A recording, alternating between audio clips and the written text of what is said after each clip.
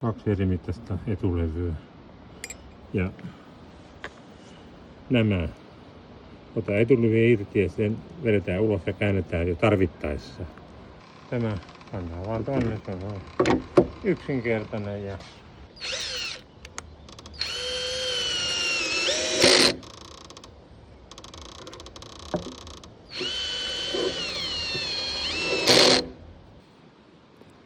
tämä kara pannaan tänne ja toi nuoli alaspäin.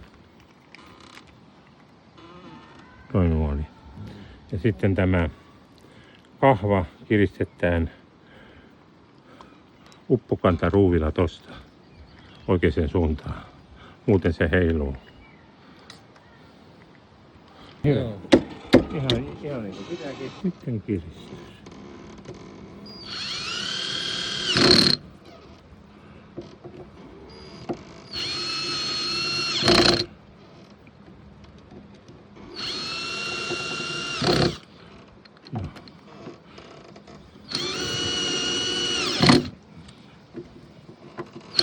Ja sitten tämä kahva, niin käännetään oikeaan asentoon ja pannaan tuommoinen ruuvi paikallensa, mikä on se pakkauksessa. Niin.